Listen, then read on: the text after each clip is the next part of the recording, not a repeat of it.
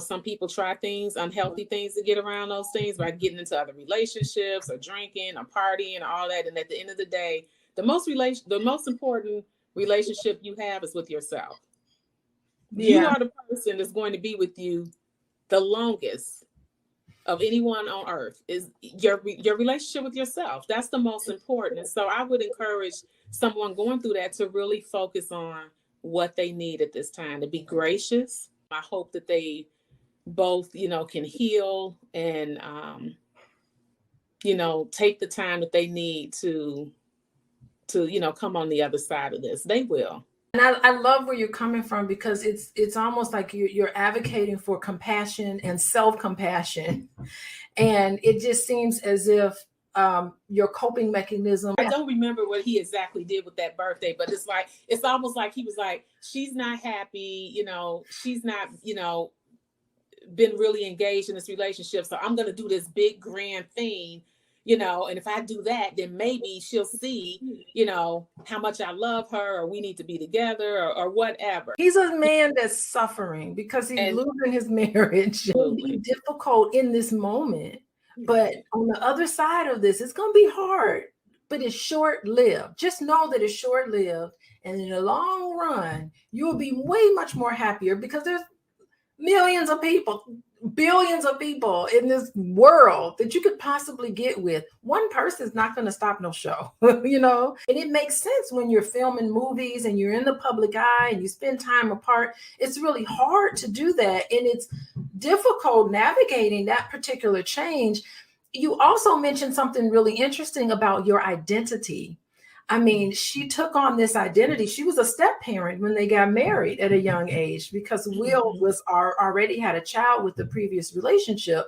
And I mean, that's a tough thing to kind of take on.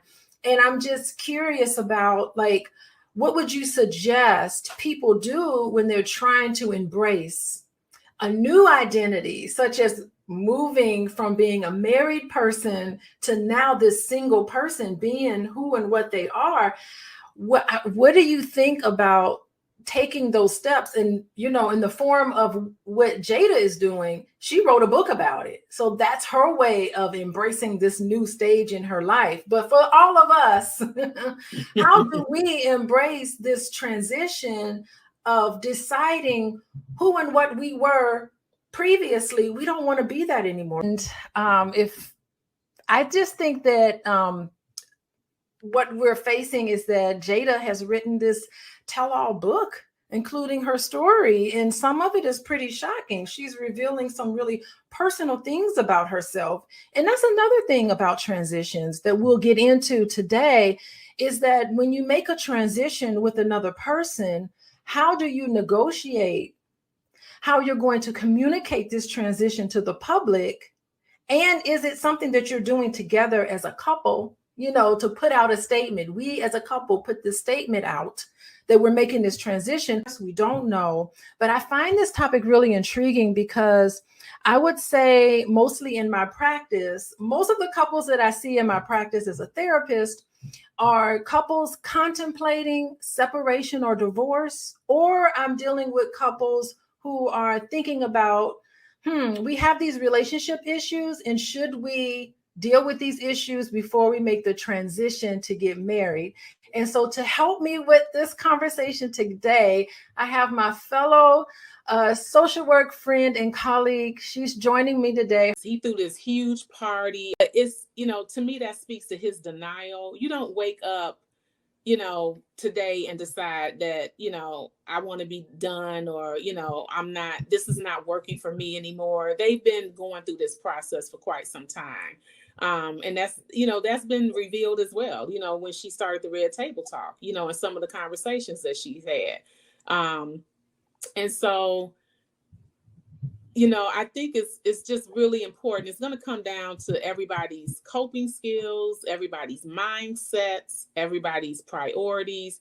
She has, disclosed in the last several years, particularly, that she didn't want to be married, that she was tearful, and, she had a lot of conflict about marrying Will. And so I'm not surprised. It's almost like, we're seeing her saying that like she can't do this anymore and she just needs to be free.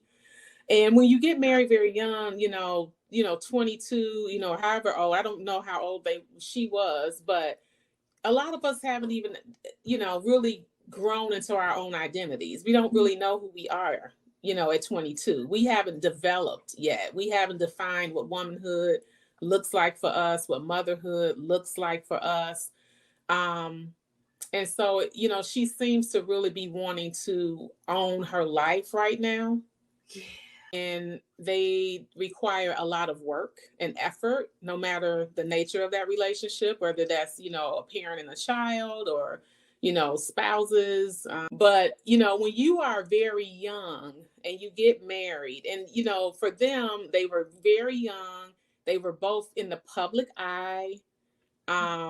She has, disclosed in the last several years, particularly, that she didn't want to be married, that she was tearful, and, she had a lot of conflict about marrying Will. And so I'm not surprised. It's almost like, we're seeing her saying that like she can't do this anymore and she just needs to be free.